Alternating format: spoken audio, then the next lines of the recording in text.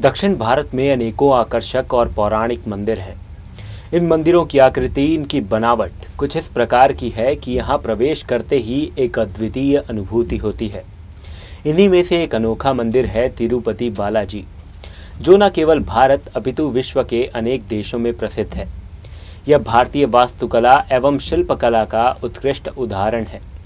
आंध्र प्रदेश के चित्तूर जिले में स्थित तिरुपति बालाजी मंदिर भारत के मुख्य तीर्थ स्थलों में से भी एक है। इसका वास्तविक नाम श्री वेंकटेश्वर मंदिर है, क्योंकि यहाँ पर भगवान वेंकटेश्वर विराजमान है, जो स्वयं भगवान विष्णु हैं। यह प्राचीन मंदिर तिरुपति पहाड़ की 7वीं चोटी पर स्थित है, जिसे वेंकटचला के नाम से जाना जाता है। ऐसा माना जाता है कि वेंकट पहाड़ी के स्वामित्व के कारण यहाँ भगवान विष्णु को वेंकटेश्वर कहा गया। तिरुपति बालाजी की शिल्पकला तो अद्भुत है ही, साथ ही इस मंदिर के विषय में कुछ ऐसे आश्चर्यजनक तथ्य और रहस्य हैं जिन्हें जानकर आप अवश्य ही भगवान वेंकटेश्वर के दर्शन के इच्छुक होंगे। प्रतिमा की स्थिति। जब आप मंदिर के गर्भगृह में प्रवेश करते हैं तो आपको लगेगा कि भगवान श्री वेंकटेश्वर की प्रतिमा गर्भगृह के मध्य में स्थित है। आप वहां नतमस्तक होते हैं, भगवान की पूजा करते हैं, परंतु जैसे ही गर्भगृह से बाहर आएंगे तो अचंभित रह जाएंगे, क्योंकि बाहर आकर ऐसा प्रतीत होता है कि भगवान की प्रतिमा दाईं ओर स्थित है।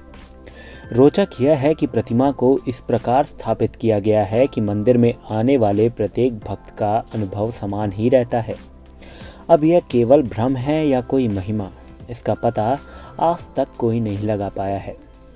स्त्री और पुरुष दोनों के वस्त्र धारण करते हैं भगवान वेंकटेश्वर। ऐसा माना जाता है कि भगवान के इस रूप में माँ लक्ष्मी भी समाहित हैं। इस कारण स्त्री और पुरुष दोनों के वस्त्रों को पहनाने की परंपरा है। बालाजी की प्रतिमा को आता है पसीना। मंदिर में भगवान की बहुत ही आकर्षक प्रतिमा है। यह एक विशेष पत्थर से बनी हुई है, परंतु यह इतनी जीवंत है कि ऐसा प्रतीत होता है जैसे भगवान स्वयं ही विराजमान हो। ऐसा देखा गया है कि बालाजी की प्रतिमा को पसीना आता है। प्रतिमा पर पसीने की बूंदें देखी जाती हैं, इसीलिए मंदिर में तापमान कम रखा जाता है। बालाजी का अनोखा गांव। वेंकटेश्वर स्वामी मंदिर से 23 किलोमीटर पर एक ऐसा गांव स्थित है जहां गांव वालों के अतिरिक्त कोई बाहरी व्यक्ति प्रवेश नहीं कर सकता। यहाँ के लोग बहुत ही अनुशासित हैं और नियमों का पालन करते हुए जीवन व्यतीत करते हैं। मंदिर में अर्पित होने वाले पदार्थ जैसे पुष्प, फल, दही, घी, दूध, मक्खन आदि सभी इसी गांव से आते हैं। गुरुवार को चंदन का लेप लगाया जाता है। प्रत्येक गुरुवार भगवान को चंदन का लेप लगाने के पश्चात अद्भुत रहस्य सामने आता है। भगवान बालाजी का श्रृंगार हटाकर स्नान कराकर चंदन का लेप लगाया जाता है, और जब यह लेप हटाया जाता है तो बालाजी के हृदय पर उस चंदन के लेप में माँ लक्ष्मी जी की आकृति दिखाई देती है। मंदिर में यह दिया कभी नहीं बुझता। श्री वेंकटेश्वर स्वामी मंदिर में एक दिया सदैव जलता रहता है।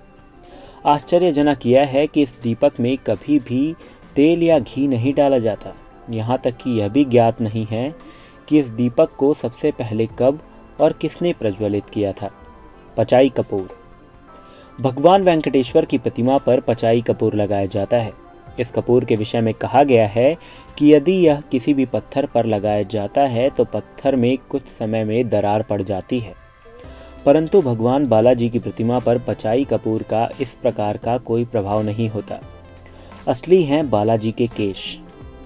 कहा जाता है कि भगवान वेंकटेश्वर के केश असली हैं, जो कभी उलझते नहीं और हमेशा मुलायम रहते हैं। यह एक अचंभा नहीं तो और क्या है कि प्रतिमा पर लगे बाल असली कैसे हो सकते हैं। मंदिर में रखी है अद्भुत छड़ी। मंदिर की दाईं ओर एक छड़ी रखी रहती है।